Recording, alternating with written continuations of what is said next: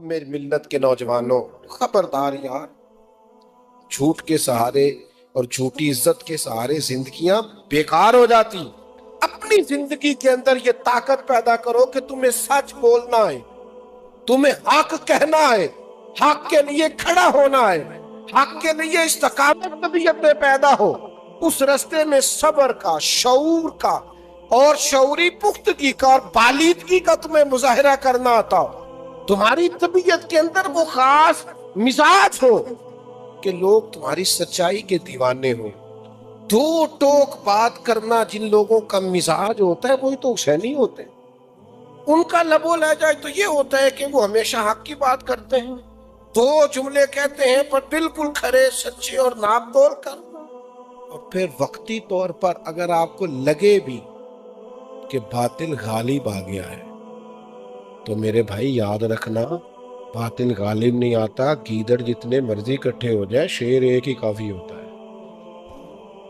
تو بظاہر تھوڑی دیر کے لیے سیاست چمک گئی، شیروں والی جو زندگی ہوتی ہے نا، شیروں والی، اور یہ حق چلتا ہے اور باطل بھی سامنے آتا ہے، آتے رہتے ہیں لوگ، ہوتا رہے۔ اور میں آپ کو اگر سمجھا پایا ہوں تو حق کی لذت لینا سیکھیں، سچ کا مزہ لینا سیکھیں، اس رستے میں تھوڑی رکاوٹ برداشت کرنی سیکھیں۔ حضرت ابوذر غفاری،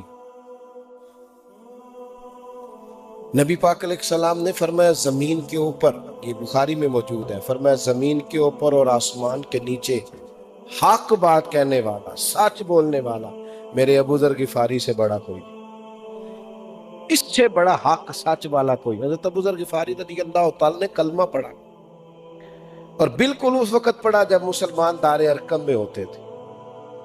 اللہ کے حبیب علیہ السلام نے ان سے فرمایا کہ ابوذر حالات ٹھیک نہیں ہیں، ابھی اپنے کلمے کا اظہار نہ کرو۔ حضرت ابوذر غفاری کہنے لگے یا رسول اللہ، ابھی تو آپ نے فرمایا کسی ملامت کرنے والے کی پرواہ نہیں کریں۔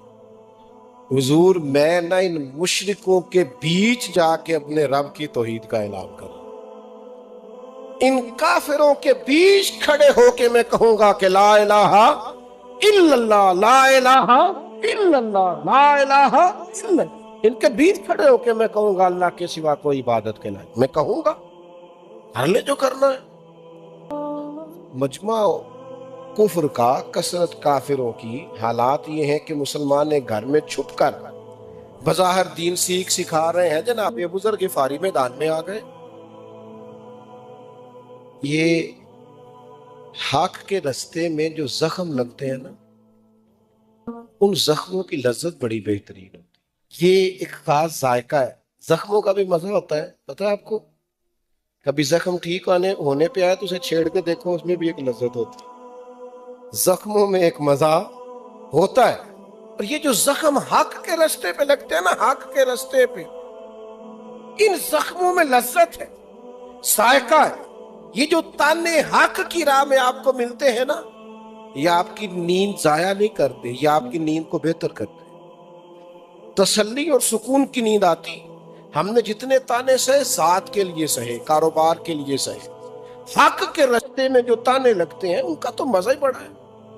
جفا جو عشق میں ہوتی ہے وہ جفا ہی نہیں، اقبال کہتے ہیں جفا جو عشق میں ہوتی ہے وہ جفا ہی نہیں، اور گر ستم نہ ہو تو محبت میں کچھ مزہ ہی نہیں، بے ذائقہ ہے محبت اگر اس میں ستم نہیں ہے۔ آپ سیدھے سیدھے جا رہے ہیں تو آپ کے ڈرائیور ہونے کا پتہ کیسے چلے گا؟ یہ تو 4 کھڈے آئیں گے تو پتہ چلے گا گاڑی چلانی آتی ہے کہ نہیں۔ یہ تو میرے بھائی کہیں رش ملے گا تو اندازہ ہوگا کہ آپ کو رش سے نکلنا آتا ہے کہ نہیں۔ حضرت ابوذر غفاری رضی اللہ تعالیٰ عنہ بیچ کھڑے ہو کے مشرک اور کافروں کے کہنے لگے لا الہ الا اللہ، لا الہ محمد رسول اللہ صلی اللہ علیہ وسلم۔ انہوں نے وہی کیا جنہوں نے کرنا تھا، انہوں نے پکڑ کے مارا، بڑا شدید مارا۔ حضرت عباس رضی اللہ تعالیٰ عنہ جناب نبی رحمت صلی اللہ علیہ وسلم کے چچا جان، ابھی انہوں نے اپنے کلمے کا اعلان نہیں کیا تھا، وہ آئے جناب ابوذر غفاری کے اوپر لیٹ گئے، کہنے لگے پاگل ہو گئے، تم جب ملک شام کی طرف تجارت کرنے جاتے ہو تو بنو غفار قبیلے سے گزر کے جاتے ہو، یہ بنو غفار قبیلے کا آدمی ہے، اس طرح زد و کوب کرو گے تو اپنی تجارت تباہ کر بیٹھو گے، شرم کرو۔ انہوں نے جناب ابو ذر کو چھوڑ دیا، کہا کل نہ آنا اور ماریں گے، آج کے بعد بات نہ کرنا۔ اور میں نے کہا زخموں کا بھی مزہ ہوتا ہے، ان کی بھی لذت ہوتی ہے، کیا کریں، اس رستے کا بھی بڑا ذائقہ ہے، زخم پہ زخم کھا کے جی اور خون نے جگر کے گھونٹ پی، اور پھر آہ نہ کر لبوں کو سی، پھر آہ نہ کر لبوں کو سی، کیوں؟ یہ عشق ہے کو دل لگی نہیں۔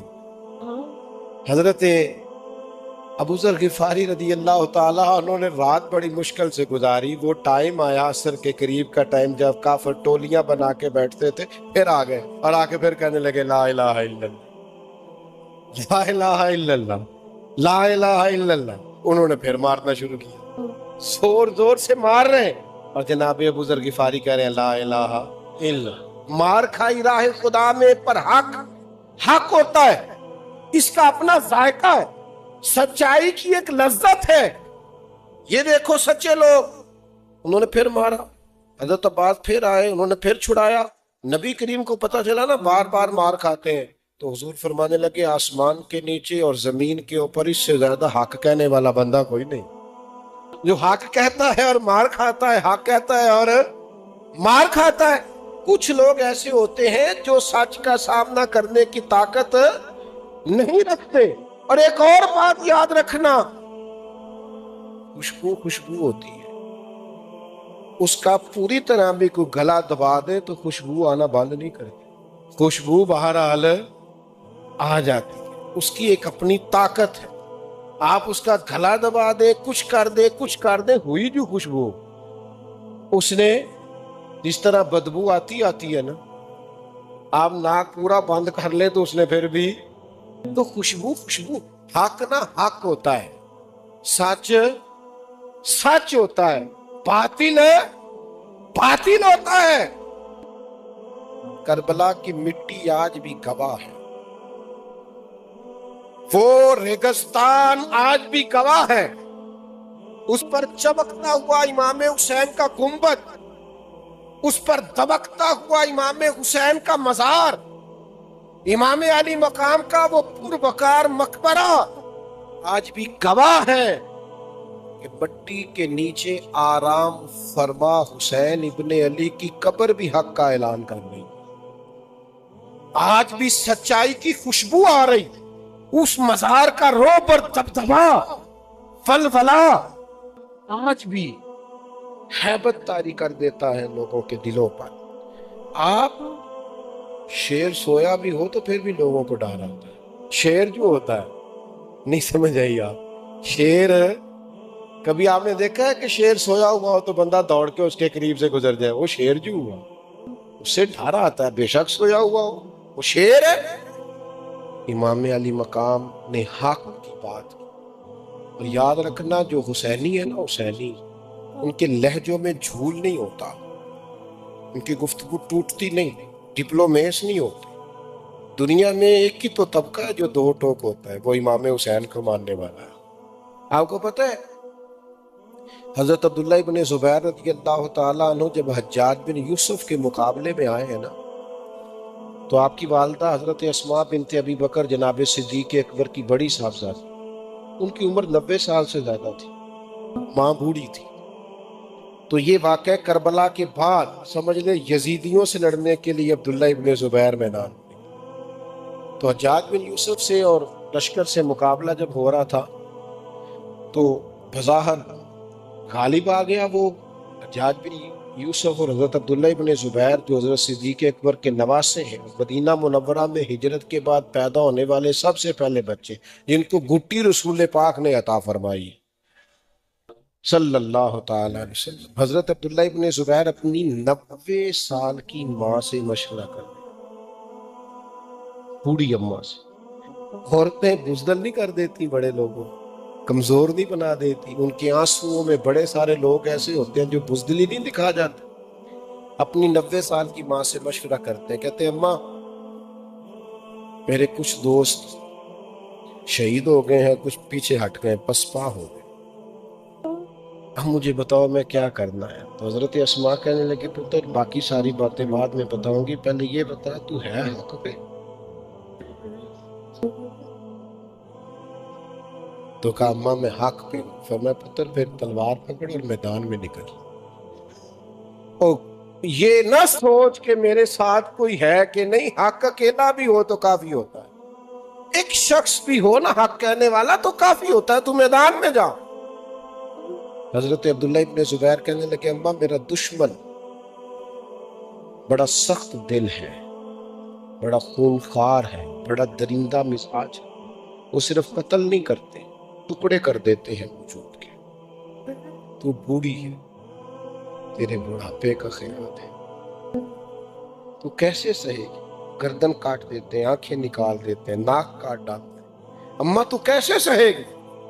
تو دیکھو بوڑھی ماں کا جملہ، کہنے لگی پتر بکرے کو صرف ذبح ہوتے وقت تکلیف ہوتی ہے، پھر کھال اتارے تو کوئی درد نہیں ہو، پھر اس کے ٹکڑے ٹکڑے کرے تو اسے تکلیف نہیں ہوتی، درد ایک ہی ہے۔ جان نکلتے وقت جا میرا پتر میدان میں نکل، میں شہید کی ماں بن کے جینا پسند کروں گا۔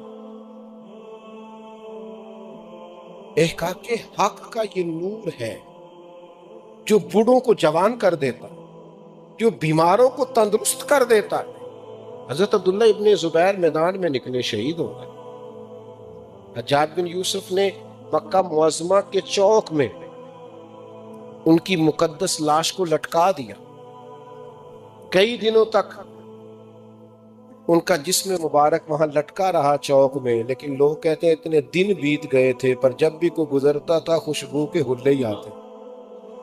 گھٹی رسول کریم صلی اللہ علیہ وسلم نے عطا کی ہے نا، آپ کی والدہ کو بلایا حجاج نے، اس نے کہا دیکھا میں نے تیرے بیٹے کو کہاں لٹکایا ہوا ہے، تو کیا جملہ ہے اور کیا اس 90 سال کی اس دلیر ماں کا انداز فکر ہے، سوچنے کا انداز ہے۔ کہنے لگی میرے پتر کو نہ شروع سے ہی گھوڑ سواری کا بڑا شوق ہے، زمین پہ پیر رکھنے پسند ہی نہیں کرتا تھا، دیکھو جانے کے بعد بھی سوار ہی نظر آ رہا، یہ گھوڑ سواری کا شوقین تھا شروع سے ہی طبیعت، یہ زمین پہ پیر رکھتا ہی نہیں تھا، شہادت کے بعد بھی دیکھو سوار ہی سوار نظر آ رہا ہے۔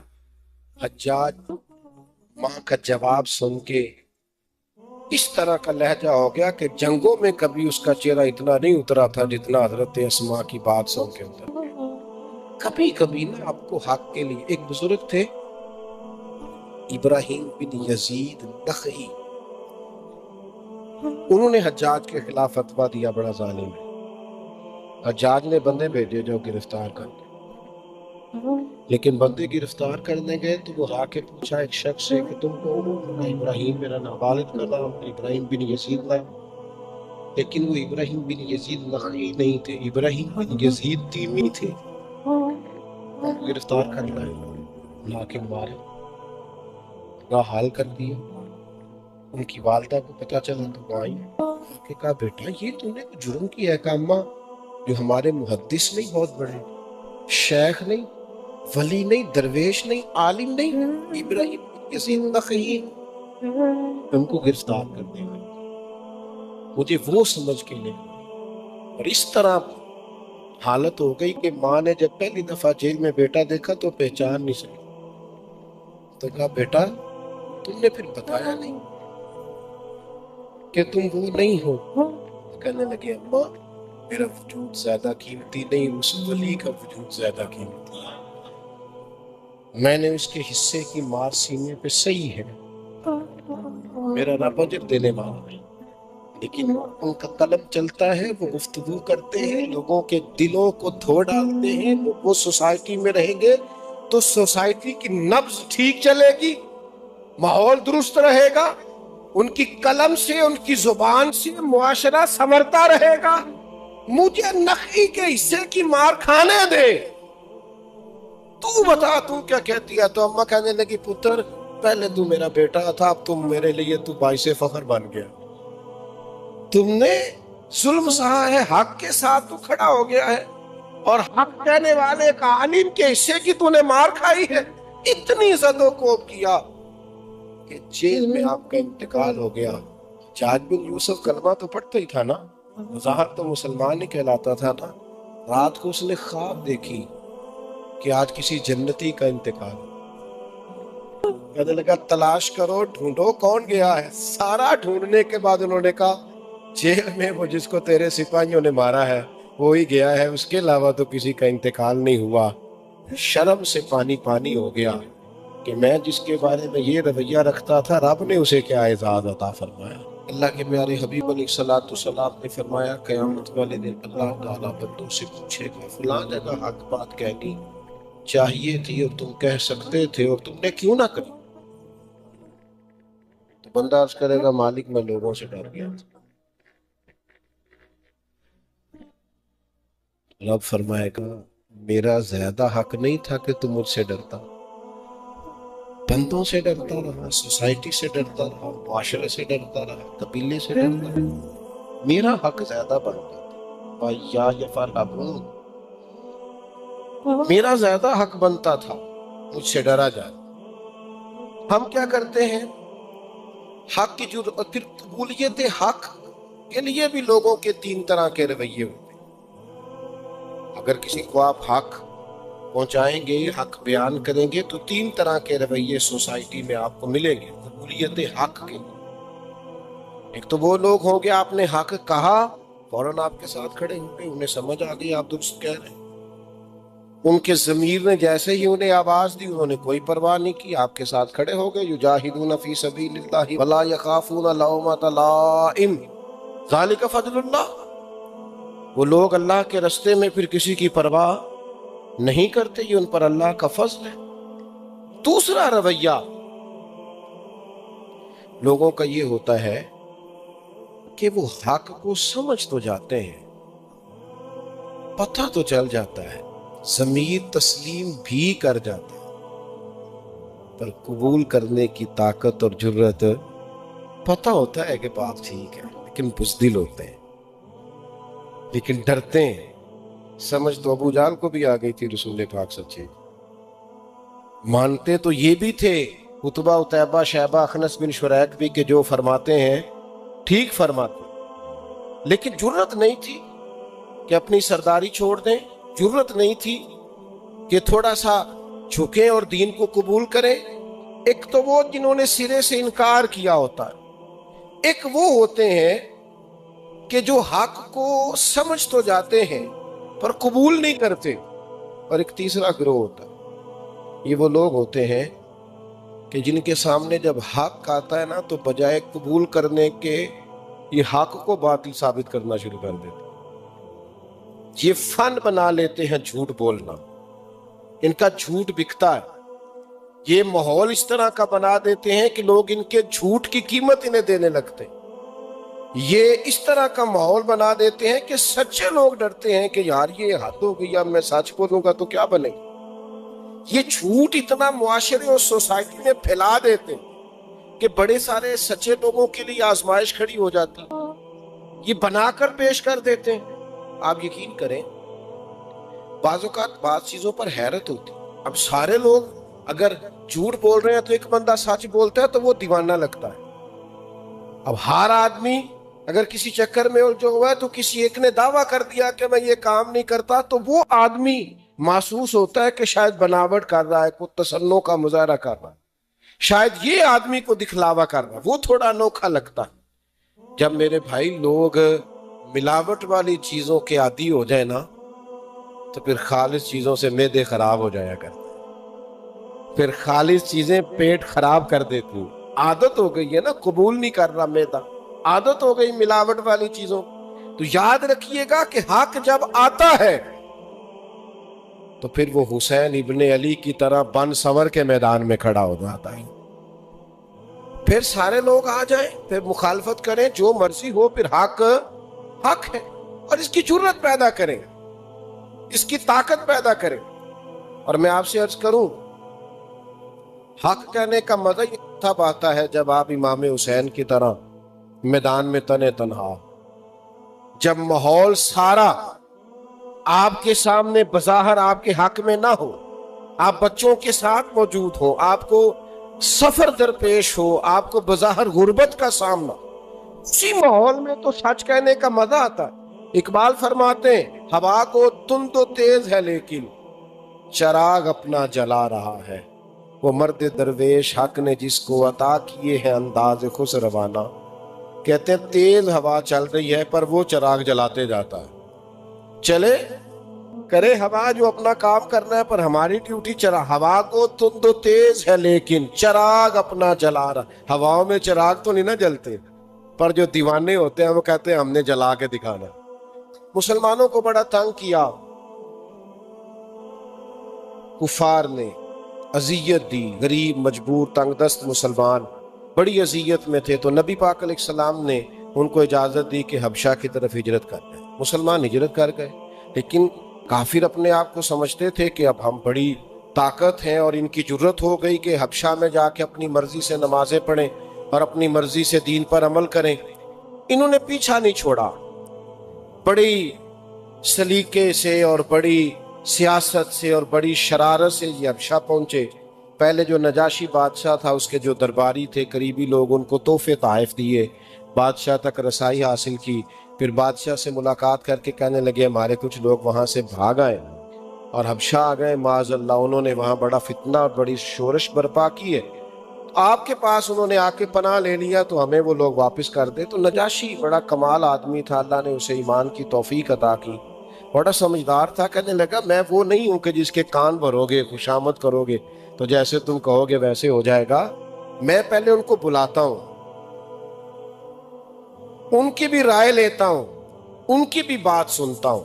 کبھی بھی ایک بندے کی بات سن کر فیصلہ نہ کریں، دوسرے کی بات سنے کہ تصویر کا دوسرا رخ کیا ہے. نجاشی نے بلا لیا، صحابہ نے طے کیا جو وہاں موجود تھے کہ ہماری نمائندگی کون کرے گا، ہم سب کی طرف سے بات کون کرے گا. تو حضرت جعفر طیار رضی اللہ تعالیٰ عنہ، مولا علی شیر خدا کرم اللہ تعالیٰ وجہہ الکریم کے بھائی، آپ کو سب نے نمائندہ بنایا کہ آپ ہماری طرف سے بات کریں. حضرت جعفر طیار مسلمانوں کو لے کے نجاشی کے دربار میں پہنچے. نجاشی نے سوالات کیے، انہوں نے صحیح صحیح جواب دیے کہ نبی پاک نے ہمیں ایک خدا کی دعوت دی ہے، حضور نے صلہ رحمی کے کہا ہے، پڑوسیوں کے حق ادا کرنے کا کہا ہے، نبی پاک نے کہا تم بھائی بھائی ہو. نجاشی نے خوبصورت تعلیمات سنی اور پھر انہوں نے جب حضرت جعفر طیار نے جب قرآن مجید کی کچھ آیات بیان کی تو نجاشی بھی کھل کے رویا. اس کے دربار میں بیٹھے، چونکہ ان کا مذہب عیسائی تھا، دربار میں بیٹھے راہب اور پادری بھی کھل کے روئے. نجاشی متاثر ہوا، کہا جاؤ تم جا کے آرام سے اپنے طریقے سے اپنے دین کے مطابق عبادت کرو، تمہیں کوئی پریشان نہیں کرے. اب کفر بڑی شرارت کا قائل ہے. انہوں نے کہا کہ یہ کیا ہو گیا، نجاشی کے حق میں ہو گیا. ایک ان میں سے بولا، کہنے لگا کل میں ایسی چال چلوں گا کہ جڑ سے اکھڑ جائیں گے مسلمان معاذ اللہ حبشہ سے. تو کہا وہ کیا، یہ آپ نے ذرا غور سے بات کو سمجھنا ہے. اس نے آ کے پلٹ کے کہا بادشاہ ایک بات ہماری اور سن لیتے ہیں. بادشاہ کہنے لگا سنائیے. کہنے لگا آپ عیسیٰ علیہ السلام کو اللہ کا بیٹا مانتے ہیں معاذ اللہ؟ تو عیسائی چونکہ مانتے ہیں ڈھیر سارے. انہوں نے کہا جی ہاں ہم اللہ کا بیٹا کہتے ہیں. کہ یہ جو مسلمان ہے نا یہ حضرت عیسیٰ کو اللہ کا بیٹا نہیں مانتے. الگ شور برپا ہو گیا. یہ سمجھ آئیے آپ کو مذہبی ٹچ کیا ہوتا ہے. یہ مذہب کے نام پر کسی گروہ کو، قبیلے کو کس طرح لوگ قابو کرتے ہیں. ایک مذہب کا اس نے کارڈ کھیل دیا، کہا آپ اللہ کا بیٹا کہتے ہیں اور وہ آپ کے پیغمبر کے بارے میں یہ رائے رکھتے ہیں کہ وہ اللہ کے بیٹے نہیں معاذ اللہ. اور یہ بالکل سچا ایک مسلمانوں کا نظریہ ہے لا الہ الا اللہ کا.